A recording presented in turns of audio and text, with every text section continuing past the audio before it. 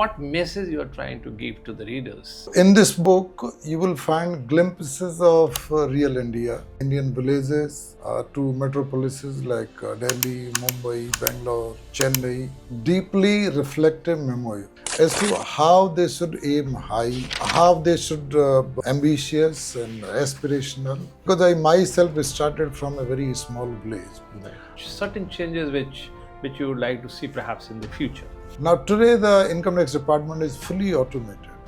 So whether it is tax registration, allotment of permanent account number, or whether it is tax filing, so a person can discharge his or her tax obligation 24/7, even Right. on holidays. So it is nudge approach. Right. So nudge approach is nudging the people, punishing or penalizing or taking the people to task. Right. So now today we collect somewhere around 25 lakh crore. So we are no more rule takers. Right. Now we are in a role of rule makers. Teachers as a community, respect them a lot. Teachers in the real sense are the builders of the next generation. See, IIT Kanpur is like a temple to me. Hello, welcome to Pratap Singh IRS channel. Today I am going to speak to him about his latest book, In Service of the Nation, Reflections of a Bureaucrat. All of you know, Pratap Singh is a senior IRS officer, has been Director General Income Tax Investigation in Tamil Nadu and also Kerala, and has over 35 years of experience in tax administration, where he handled many tricky, skitty, and complex tax investigations in the country. He is a prolific author, and this is his third book. Besides, he is also a green activist and has created 7 microforests in Tamil Nadu and also 2 in Haryana, where he has planted over 70,000 saplings. He is a keen sports person and fitness enthusiast, and plays golf and marathon running besides several other sports. He is also a social crusader and has led several community projects in his native village in Aligarh district. I have seen him working from very close quarters in his Gurugram days, during his Gurugram days, when he used to be the principal commissioner and revolutionized the entire tax ecosystem.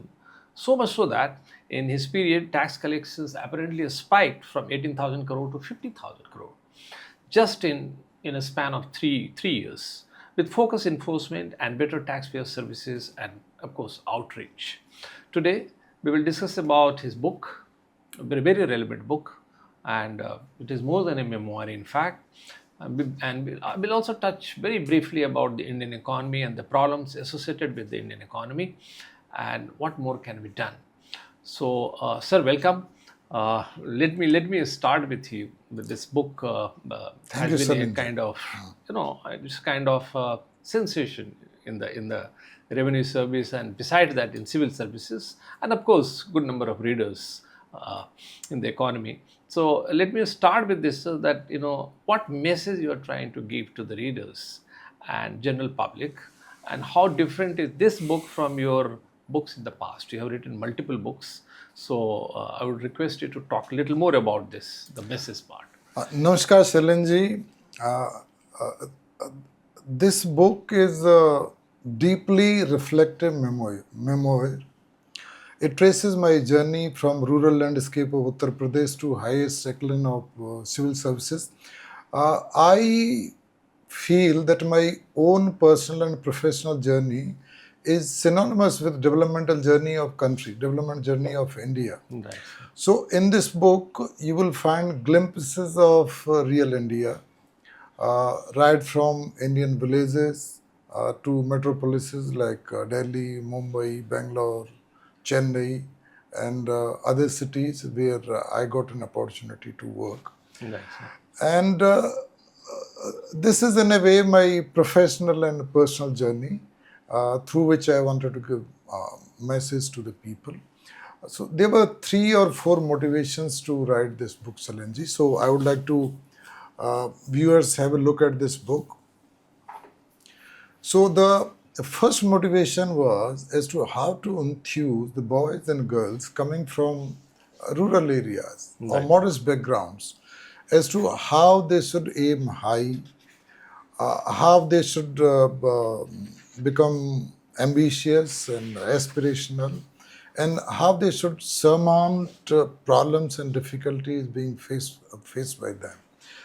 Because I myself started from a very small village. Right. So you'll find a lot of discussion about that. Then the second motivation was inner ring of IRS, Right. how the income tax department really works. The departmental elections are full of excitement and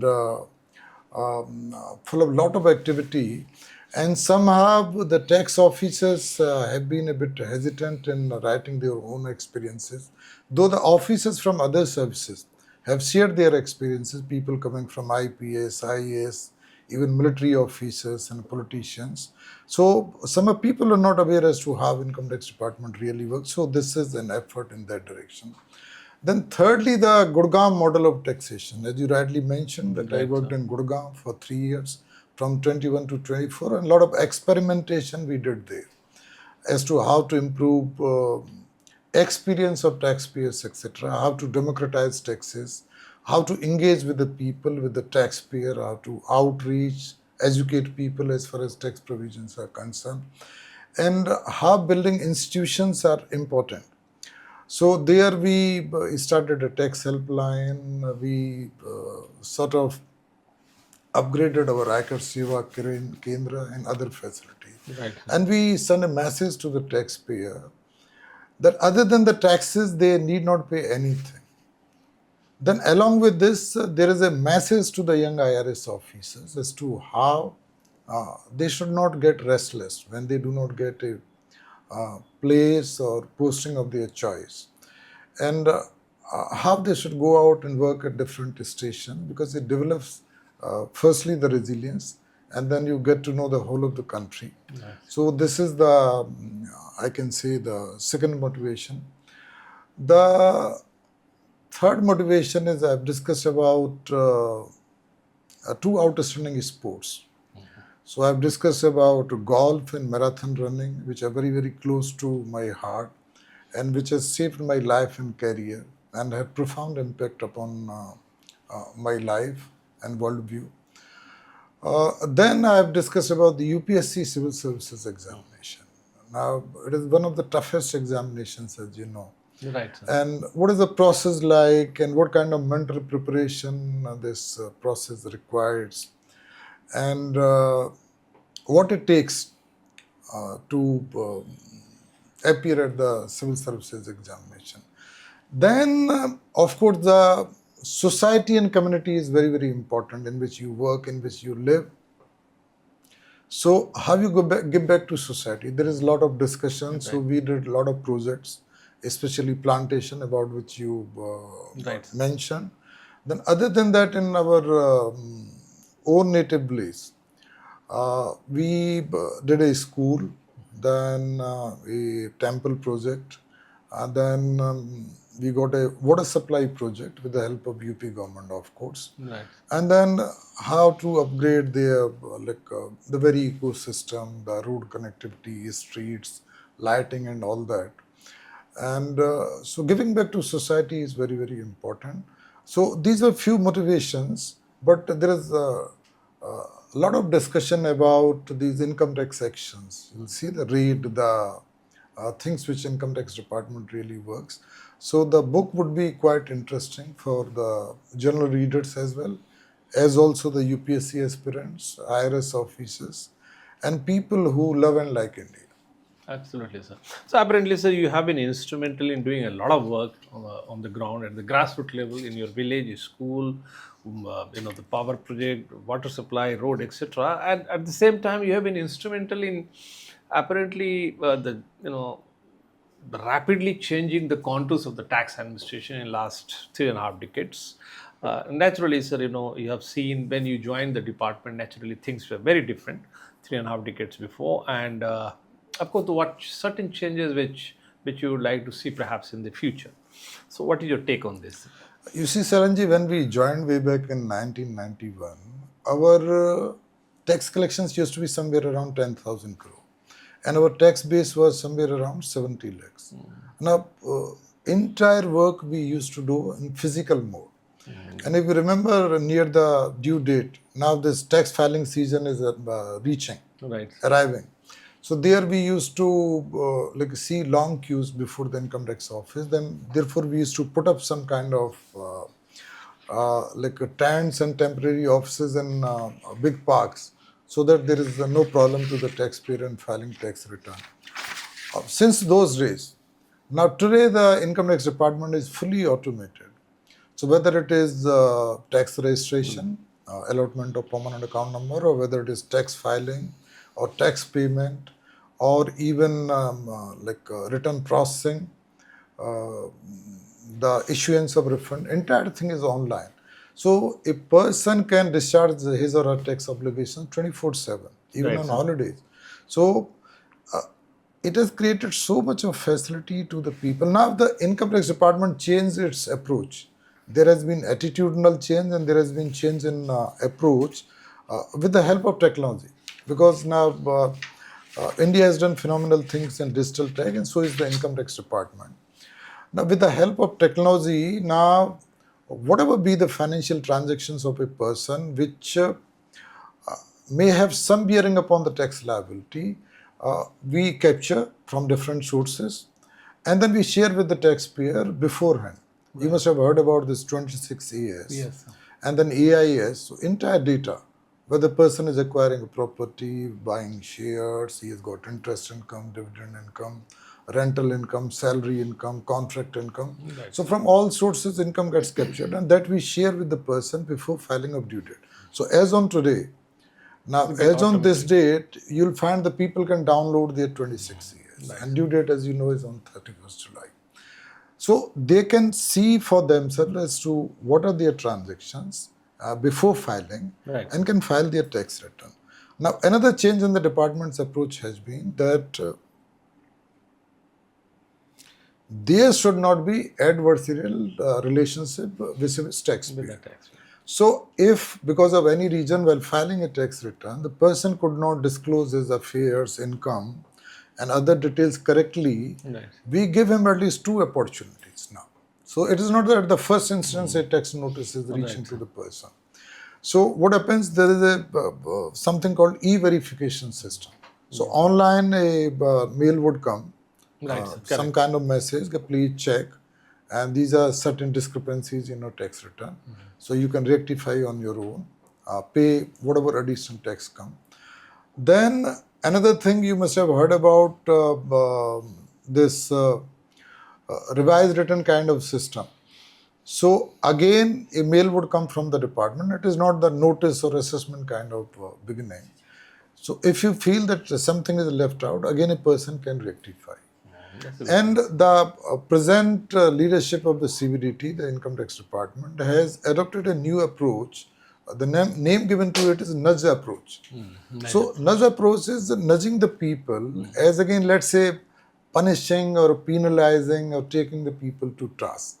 So this has been one of the biggest change. So front loading of information and being gentle with the people, even the language of the notices and communication, etc., is very gentle.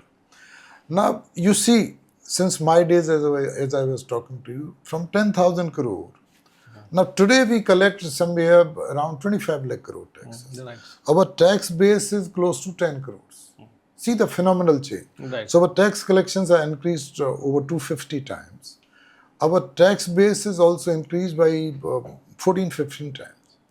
Then processing of the tax returns, it has gone up by 100 times. You will see some of the people who file tax return today, in the same day, it will get processed and the refund, etc. come. And people have appreciated it a lot. Okay, that's what the department should do. Now today, we are an important voice in international tax fora. Now, no important decision about the international tax system is taken, some kind of discussion happening with India. So this is very, very important development. So we are no more rule takers. Now we are in a role of rule makers. Now government, the CBDT, the tax department is continuously upgrading the system. We are talking to the stakeholders, talking to the taxpayer, chartered accountant, other people, the professional body like CII and other Right. people, as to how we can make systems better. So today, with a lot of confidence, I can say that we are among the top tax administration, among top 5, 7, you can say, globally. Right, sir. But we can't be complacent. Now, people expect more. Right. It's still there. I'm not saying that we have become perfect. So people expect more, and we are in process of upgrading, continuous kind of approach, upgrading the tax system and taking care of whatever be the difficulties, etc. And we are getting a lot of cooperation in this from the taxpayers and other stakeholders, which is very, very important. Right, So recently, then to take care of tax evasion. To take care of tax evasion, it is very, very important to have the proper legal framework. So you must have heard about the Benami Properties Act. Yes, Very, very important legislation. very important. Black Money Act. Right. Yes. So again, the new income tax has been enacted. So now a lot of this training and this thing is going on throughout the country from CBDT side to get its own manpower ready, to communicate to the people and other stakeholders that what are the changes in the tax law. Right. And how people can understand and read it better. So this too, New Income Tax Act 2025 is also an effort to streamline, to make the language of the taxation laws easy to understand and easy to implement. So lesser number of tax disputes and other things. As I say, this is a continuous process and we are at it. Absolutely, sir. And I think your nudge is AI-based kind of prompt, and which is working very well for the department. So now the fact that you have been posted to various cities, megapolis, and apparently you have devoted a lot of time to these big cities, and naturally, sir, you gained a lot of insights, a lot of wisdom, a lot of technical know-how, which you would like to share perhaps with your young IRS officers in the department.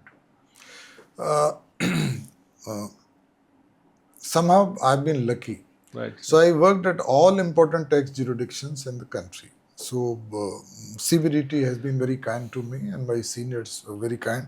So I worked in Delhi, then I worked in Bangalore, then Mumbai, then I worked at Chennai. I also worked at Gurugram for some time in Kanpur. So this is my experience as far as tax department is concerned. And of course, brief stint at Nagpur. Then prior to that, I worked at Pune and Hyderabad for a brief period. So now every city is different, brings its own dynamics, own strengths, etc. But what is most fascinating is that every place has its own culture. Right. And India is such a diverse country. So when you go to a different place, you get to know its culture, the way of working, and then you make some new friends over there. So today, if you ask me, I have national perspective. So I have no problem in settling down in any part of the country. I'm as comfortable at Chennai or Kochi as I'm at Delhi or Gurugram, or for that matter in Hyderabad or Mumbai. So I can stay in any part of the country. So every city is special, every city is important. So my advice to the young IRS officers is please do not be tied to a single station or one or two stations. Just go out, work in different regions of the country or beautiful places. And every place, every city, every town has its own strength. Right. Go work there, learn something new about that place, and then move on to the next place. So I've seen some of the colleagues who are, let's say, very tied to Delhi, they just don't want to leave, or to Mumbai. And then it becomes really difficult to stay at that particular station. So God, even your children, they develop some kind of resilience, working and studying at different places and making new friends. So to know the country, it is very, very important. And of course, how the economy works, how the business works. Now, Mumbai dynamics is different. Right. The financial capital. The Bangalore is the tech capital, one of the youngest cities, having one of the best this software industry and startup ecosystem and all that. Chennai is different, and Delhi, of course. Delhi is a huge place, and then we take entire NCR region, Noida and Correct. Gurugram together.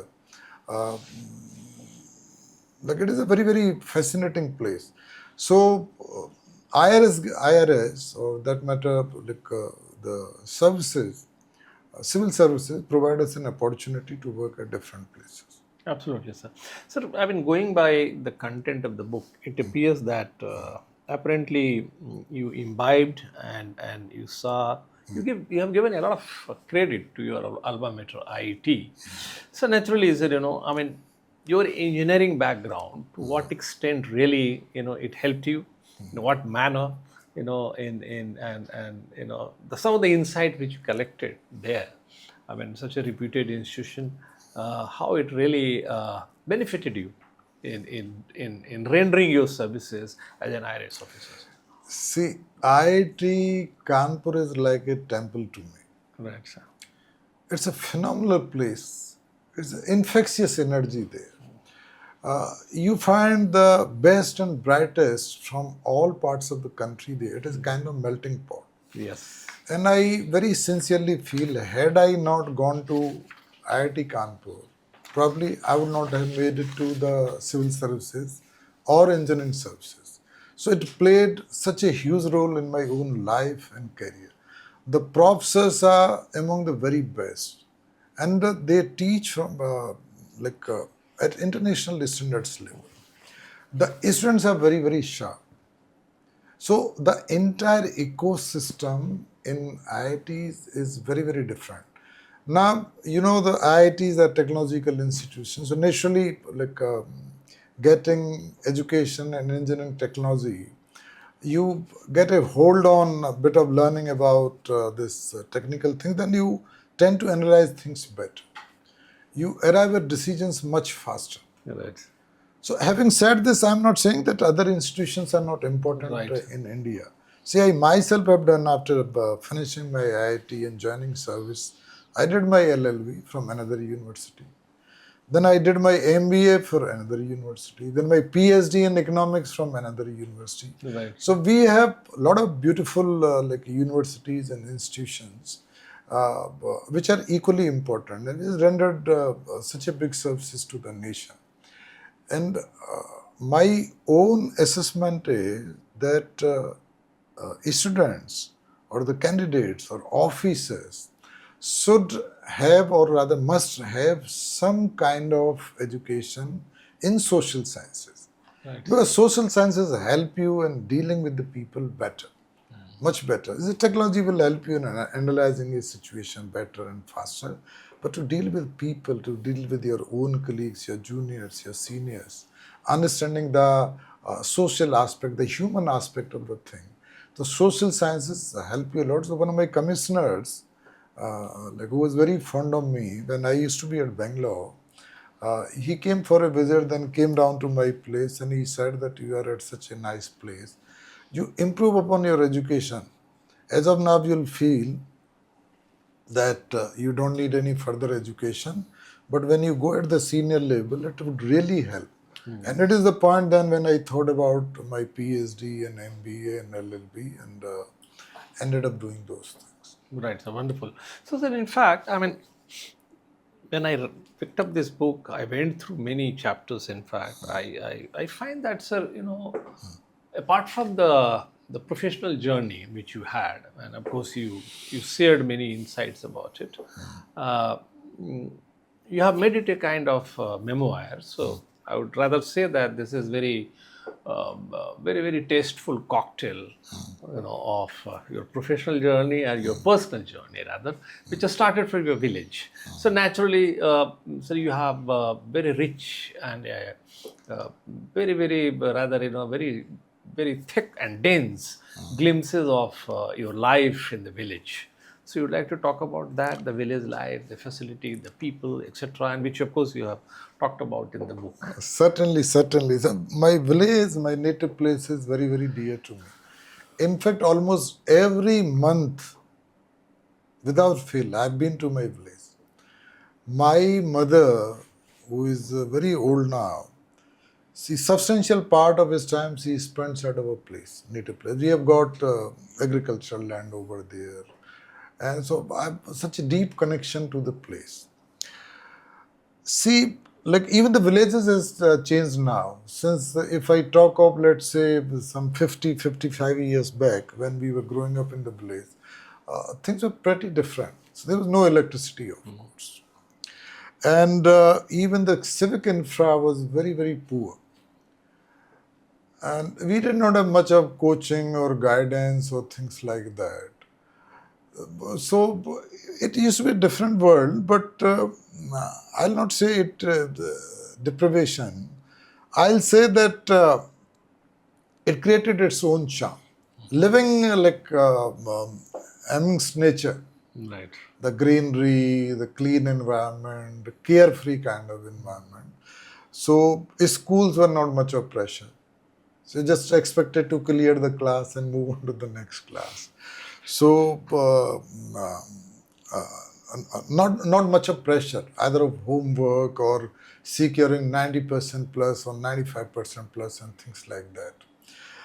And we learn a lot of things like working in agricultural fields and all that. In a way, it makes you independent because you are just not limited to the books. You're doing your household things or maybe things relating to your fields, crops and agriculture, etc. So it matures you faster. Uh, but since that period, now things have pretty changed in the village. Now we have electricity, substantial period of time. Pakka roads are there. Connectivity to nearby towns have improved. Now we have a Pakka school, a good school in the village. And Must be having internet, sir. internet has come. Now the mobile telephony has A reached. smartphone, yes. So it has changed the ecosystem of the village. But I still feel that there is a bit of lack of opportunities to the rural youth. So this is the reason which motivated me to write this book. It's a wonderful. At times they do not even try. They feel that the things like UPSC or IIT is beyond their reach. Some of them are conditioned that way, the boys and girls. So we specifically written that they should not get conditioned. They should not feel limited. Right. Because they are not studying in good school. So once they decide, determination is there. The other things would start falling in line. Absolutely. So that is there. We are willing to put in hard work, then sky is the limit. You can compete with the very best.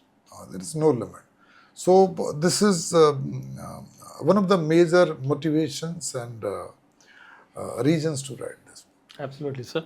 In fact, I also came across a few paras where I could sense your reverence, your devotion, your dedication, your respect for the teachers. And very rightly you said that the teachers are the real potters and creators. So you'd like to talk about, sir, some of the teachers who really left indelible mark on your mind and throughout your journey, throughout your life. Some of them who played very critical role, perhaps. See, teachers as a community, I respect them a lot. Right, sir. And from this forum also, I would like to convey my regards to all my teachers and all teachers, whether they taught me or not, across India and across the globe. They played a phenomenal role in my life and career. So the largest impact came from my teachers. And several times I have said this thing. Teachers in a real sense are the builders of the next generation, builders of the nation. And they create future generations, teachers. And somehow the kind of respect the teachers should not get. So when I used to study in my 11th standard, 11th, 12th standard, so my mathematics teacher, Mr. S.C. Gupta, he was very good. And he was the person who told us about IITs and engineering entrance and life beyond our own school. So he really motivated us to think big. There were other teachers, my physics teacher, Rajendra Prasad ji. Then my professors at IIT, they played a huge role. In fact, I'm in touch with many of them. Oh, great. So still, they had such a profound impact about how to plan your life and how to inculcate right values and how to be a bit socially socially responsible in whatever you do and whatever you create. So teachers had a huge role in my life. I know, sir. And for all of us, in fact. Even I have very fond memory of my Hindi and Sanskrit teacher, who used to sometimes beat us also, in fact. So nowadays that teachers, they used to don't be the beat. thing, They are not allowed to, rather. they are But not. I still remember they used to do it But for then us. they used to love us more. Oh, yes, if you recall. absolutely, sir. They still, We they lost call him us, recently. He just, but they call us Chela. Ah, Ab bhi Chela. mil jayenge. Chela Absolutely. kya haal chal? Absolutely, sir. So, sir, in fact, India, naturally, 3.5 decades back, and India today, it's like, the two sides of the ocean. So much of transformation, tectonic shift everywhere, a lot of changes. The landscape itself has undergone massive earth-shaking change, in fact.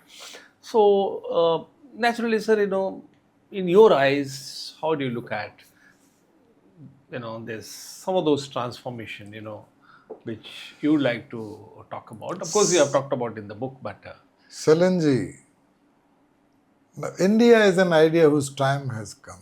In true sense, when I say it, I believe in it. See, when I used to be a young boy, I used to feel that there was so much of scarcity of various things. Now, today, India is among the fourth largest economy. Of course, because of depreciation of rupee, I think it has become sixth largest that is short term. recently. Yes, that's very This short term. short-term thing. Yes, sir. We are the fastest growing economy. We have built absolutely good infrastructure, whether it is the roads in all the parts of the country, Yes. airports, ports, electricity. Yes. And you see the mobile telephone. Now, every village has got mobile phones. Yes. This is a revolution in real sense. And our UPI, our digital tech, digital payment, we're the largest globally. Though we are not the biggest economy. USA, China is. But our digital payment is the highest globally. I think the number was somewhere around 14 billion monthly. Yes. Correct. Phenomenal. Now, a person, whether educated or not, he can make UPI payment, digital payment. A vegetable vendor, coconut vendor, a barber, maybe a taxi driver, rickshaw puller. Every section. They're able to. So this is the technology. How technology democratized the thing. So, but the biggest change in India has been in confidence. Right. Now, today Absolutely. India looks confident. A lot of cultural awakening has happened in India. Now, we have been able to remove extreme poverty. You see, now there used to be hunger, there I used know, to be sir. hunger. Absolutely. We have seen it. Today, whatever be the condition, we are ready. Whether it is food grain production, whether it is oil or anything, the government has managed things so very well. See, we Right. can criticize government in various ways, but government has done a decent job. Absolutely. And Indian people now today feel they can take on anybody. Yes. Whether it is here or they are abroad, Indian talent is recognized globally. Our talent from IIM, IIT, other colleges, they're working. Our doctors are one of the best, whether it is in Europe or US. Yes. They're leading people. So our technological might is improved tremendously, phenomenally. Of course, there's some areas on which we still need to work. Right. Now, ease of doing business is one, in which tax reform is one of the things, land reform, labor reform, all those things the government is working. Then making our public spaces better. The area, the quality of living So you must have heard that some HNIs, high net worth individual people are leaving country because they feel that probably atmosphere is not clean, probably public transport systems are not better. The governance systems also require a bit of change, but we are working upon it. Absolutely. We are working upon it, and we need cooperation from uh, everyone in this. So today's India is built now. Honorable Prime Minister has given a clarion call that by 2047 we need to make India a fully developed country. You know what are the ingredients, Right. parameters of fully developed country.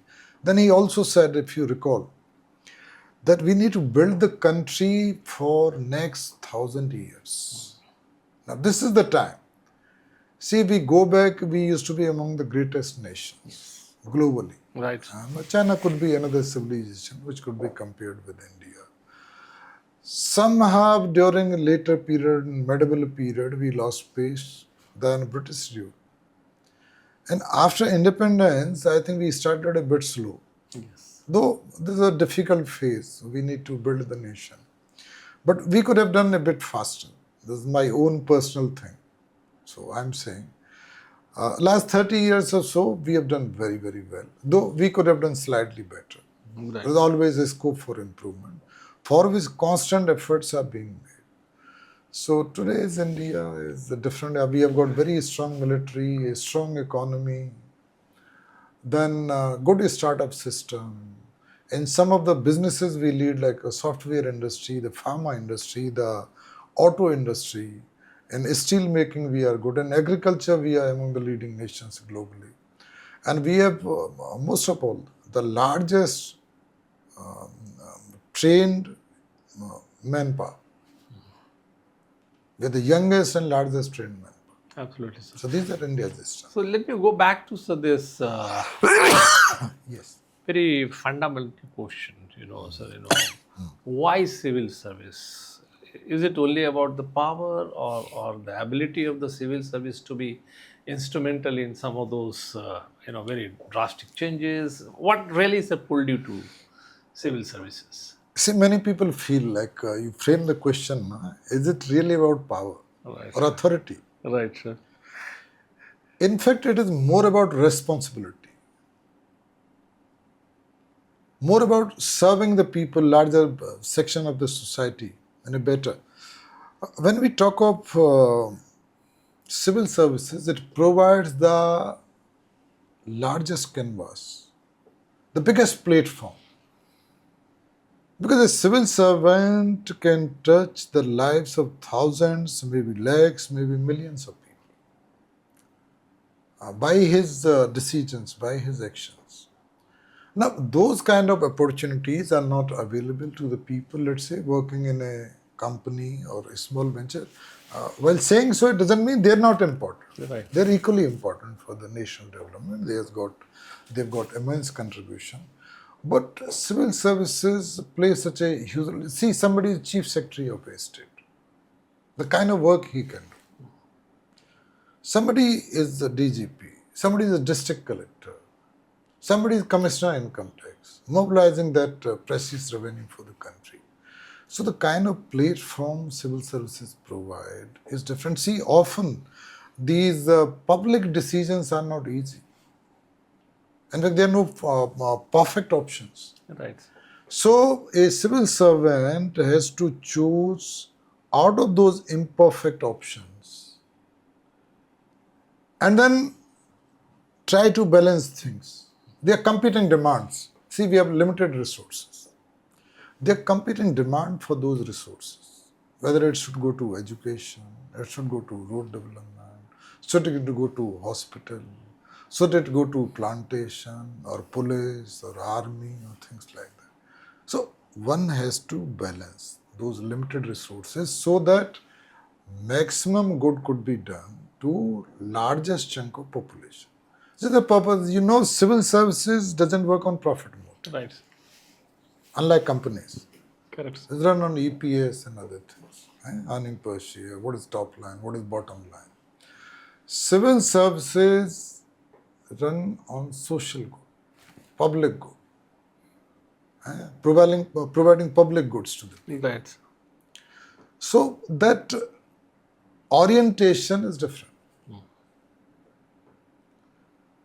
So if you don't have that orientation, one shouldn't go to the civil service.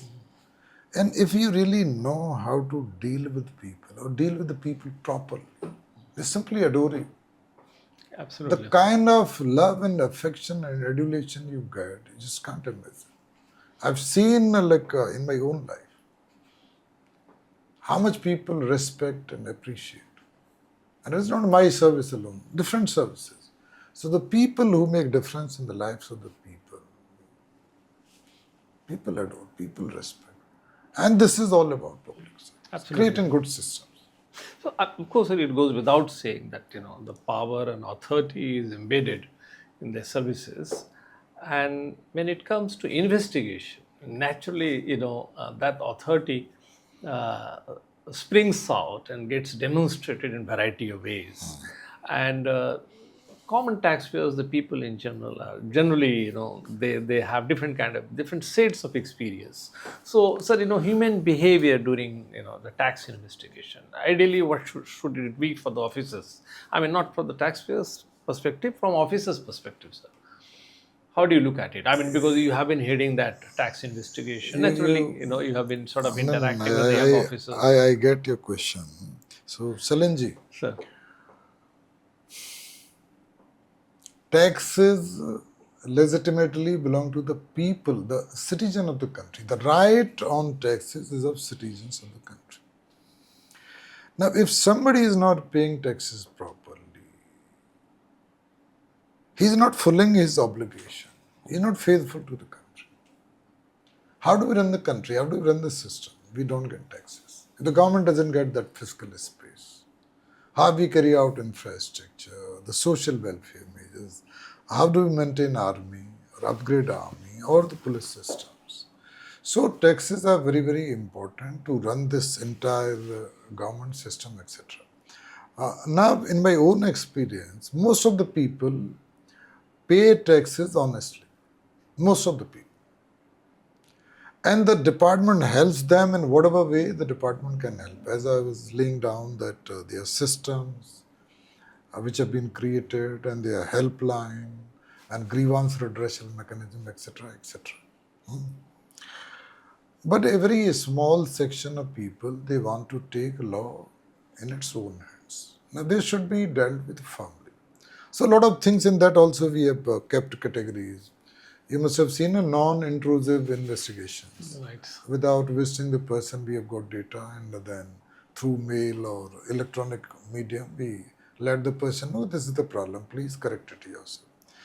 If the people don't want to do it, then the tools available with us are, one is tax rates, you must have heard about. Then another is tax survey. Then third tool is our assessment, tax assessment through notices, etc. So those three tools, then penalty and prosecution, those mechanisms are there. So I'll touch upon because that was the intention of your question. That is carried out in very few cases, and really cases where very serious incriminating kind of information or material is there. And for that also there are checks and balances. Who approves it and how action is carried out. But in my own career, I've seen that a few people want to take chances. They deliberately do not wish to comply the taxes properly. Now, I'll just tell you, in Karnataka, the president of film chambers, a fairly big person, was not filing tax returns since last 4 years. When we covered him, he started crying. He said, help me. Well, you can help yourself by admitting whatever income you have not disclosed. Right. One person buying 1,000 acres of land not paying taxes. You must have heard about a particular jeweler whose name is appearing in some investigation. We covered that person. And that person was so upset, so annoyed, he threatened officers, I'll see them and all that. And then we raised liability and collected a lot of things. And there are people who go to all kind of different kind of ways to derail investigation. They approach honorable courts to derail and this thing. So those kind of situations. And then I have seen even some of the large groups, respected groups, doing a bit murky things, which is not acceptable. See, if the big people are not paying due taxes, it becomes problem. Absolutely. Because finally, taxes are to be used for building the nation, building infrastructure, and this to carry out these social welfare measures.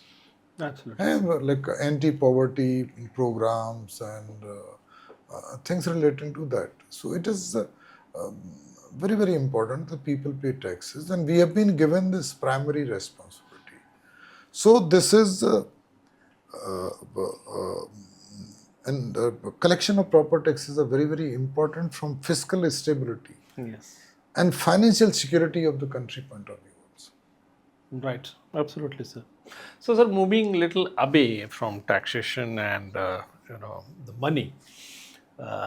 As an IRS officers, how did you develop this passion for plantation and saplings? I mean, of course, I guess probably from your village or something, but I would like to hear from you then. See, it happened but late in my career when I was posted at Gurugram.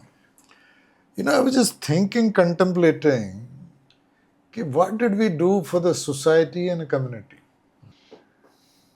And then this idea came to my mind, okay, let's do something which have some lasting impact for the community, for the society where you live in. And of course, we had some other choices, but then I had to align those choices with the priorities of the department. Right. Okay. So at that point of time, departmental priority was greening. Okay. Go for microforests and things like that. So we got a plot, some 2-acre land, in which we were to construct this office building, which has already come up now in Gurugram, a beautiful building. So there we created a microforest with 2,000 sapling, and from DLF, well-known real estate company, I learned as to how planting bigger sapling, longer sapling, let's say around 12, 14 feet long, it helps in raising the forest faster. Nice. So we use that technique, and Miyawaki concept, Miyawaki technique you must have heard about. Nice. So we set up this microforest, was inaugurated by our chairman CVDT, Mr. Nitin Gupta ji, and the then revenue secretary, Mr. Taran Bajaj. And at that occasion, we broke the ground for construction of the office building. So inauguration one way, and groundbreaking for the construction project, Bhumi Pujan for the project on that day. So this was the first project. Then we took some 5.75 acres for residential project, again for income tax department. And in that, I think we planted over 10,000 saplings. So Gurugram Forest Department gave those saplings free of cost. Oh. We bought some, I think, some 2,000 saplings from outside, bigger ones. The forest saplings were a little smaller. Right. So we raised the second microforest there. Then I got transferred to Chennai. So Chennai first we did in Chennai was Central Revenue Complex. The beautiful forest, very dense forest. Then we went to Coimbatore, where we took some 6 acres of land from CRPF people in their campus and put up a microforest there. Oh. Then we rejuvenated a lake in Madurai, outskirts of Madurai, so cleaned the surrounding and the lake area. And then we went for plantation. Entire community, the revenue administration, NCC cadets, so everyone was there. They planted sapling each. And thereafter, in a village, again in outskirts of Madurai, we had a forest, very huge forest. From village panchayat, we took 10 acres of land. So there also we planted over 10,000 saplings. Then there was a third at Madurai. There was another second at Coimbatore. And second thing at this thing, Chennai, another forest, in a school building. Other than that, what we did, it was again as per the priority of the department, that we put up this RO facilities in a school, Oh, I see. 3 Okay. schools. And we renovated washrooms for girls and boys both, as part of Swachhata Abhiyan of the Income Tax Department. So it created permanent assets there. Then I went with my boss to Rameshwaram. Oh, I see. You must have seen that ghat, sea ghat. And it is a bit slippery. There is lichen and something, and there Yes, are no railing. And after taking a bath, for changing clothes, there is no place. So my boss suggested, can't we put up a facility over here? Then I asked my local team to talk to the district collector. I also put in a word to district collector to allot us a piece of area just in front of this ghat, which is very close to temple. Right. Some just, I think, 50 meters from temple gate. And there we created washroom cum change facilities, both for ladies and gents. We put up 2 staff for maintaining and handed over to the state government. Wonderful, sir. So, as I say, it is very, very important to give back to society, the community. And I think in these times of climate change, global warming, there could not be anything better than the plantation and water bodies Absolutely. to serve the Mother Earth, to save the Mother Earth. To help ourselves. Absolutely, sir. So you have been quite deeply into sports, and it is said normally the public perception is that if you see an IRS officer or income tax department officer running, then naturally he is running for revenue. But here you are actually running, as a marathon runner. Then you are not running. Then you are golfing. So I'm pretty sure, sir, these two interesting combination of sports must have taught you many things. Absolutely. Yes. Absolutely, Shailendra. Sports act as a huge stress buster, apart from keeping you healthy. So it keeps you healthy, it takes care of your stress. Now you see, marathon running, I play a lot of sports, but these the 2 sports, marathon running and golf, are very, very close to my heart. And they shaped my life and career and worldview in several ways. So marathon running I picked up in Bangalore, Kavan Park. So I used to run a small distance, around 3 kilometers. There were other runners, some known people. They somehow persuaded me, okay, no, we can go for longer event, maybe 10 kilometers. So first we ran sometime in maybe 2007 or 2008. This 10K Bangalore 10K event. This is very, very popular. A lot of runners all across India, as also from abroad, come and run. It's a very good race. It is organized by Procam International, which is controlled by Mr. Vivek Singh and Anil Singh, very close friend. So after 10K, then we went to Mumbai. So my friends impressed upon me, no, let's run Mumbai half marathon. So we ran Mumbai half marathon. After running a half marathon, I felt that my condition was better than my friends. I was relatively in better shape. So then I forced them to run full event. Okay. So if I remember correctly, 2012 was my first full event. And thereafter, 42 kilometers, 42.195 kilometers. And thereafter, I ran 8 continuous events until COVID started in 2020. So that event could not happen for 2-3 years. Wonderful. So this is the best athletic event organized in the country, anywhere in the country, and globally it has got some ranking. Around 50,000-60,000 runners now. Right. Absolutely. And these organizers are very close. They just do not leave me. So I became some kind of brand ambassador for this Mumbai Marathon and Procam International. And it teaches you discipline, Right. endurance. Absolutely endurance. See, Right. I've seen best of the very fit people struggling on racing track. One naval commando in Mumbai. Mumbai is big base for Navy. So when we were 5-7 kilometer to the finish line, this person is limping. So he just asked what happened. No, sir, I started very fast. And probably salt ran out of it, and now I'm not able to walk properly. See, naval commando, the kind of fitness it has. So one need to plan his race properly. And many fellow officers I initiated to run it. Many people who used to run just half marathon, I persuaded them to run full marathon.